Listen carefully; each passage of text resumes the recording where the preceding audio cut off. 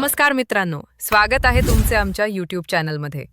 आज आपण बघणार आहोत की मुख्यमंत्री लाडकी बहीण योजनेमध्ये पती किंवा वडील हयात नसलेल्या तसेच घटस्फोटित लाभार्थ्यांची ई-केवायसी प्रक्रिया पूर्ण कशी करायची। तर चला सुरू करूया। सर्वप्रथम ladkibahin.maharashtra.gov.in ही साइट ओपन करून घ्यायची आहे। त्यानंतर आपल्याला दोन पॉपअप पाहायला मिळतील।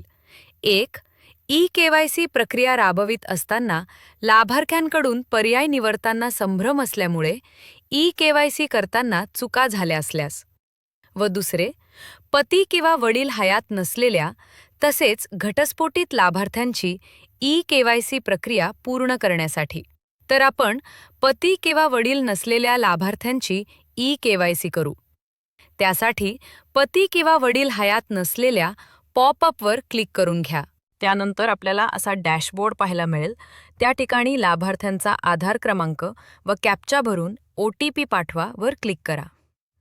OTP आधार लिंक असलेल्या मोबाईल क्रमांकावर पाठवला जाईल। OTP भरून सबमिट करून घ्या। सबमिट केल्यानंतर अनुक्रमांक 1 मध्ये लाभार्थी विवाहित आहे की अविवाहित असे विचारले जाईल।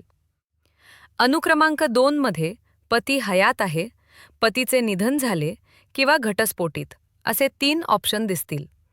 त्यामधून लाभार्थीला विचारून त्या पर्यायावर क्लिक करा। क्लिक केल्यानंतर लाभार्थ्यांचा जात प्रवर्ग विचारला जाईल, ते सिलेक्ट करून घ्या। नंतर ऑप्शन A व B मध्ये आपल्याला नाही टिक करायचे आहे। त्यानंतर पती हयात नसल्यामुळे पतीच्या मृत्यू दाखल्याची प्रत जवळच्या अंगणवाडी सेविका यांच्याकडे 31 डिसेंबर 2025 पर्यंत जमा करेन असे विचारले जाईल।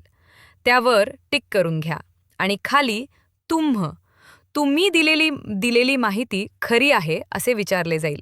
त्यावर टिक करून माहिती सबमिट करून घ्या। तुमची ई-केवायसी पडताळणी यशस्वीरित्या पूर्ण झाली आहे। तरी मित्रांनो, आपल्याला हा व्हिडिओ कसा वाटला आणि माहिती आवडली असल्यास व चॅनलावर पहिल्यांदा आले असल्यास व्हिडिओ लाईक व चॅनलला सबस्क्राईब नक्की करा। धन्यवाद।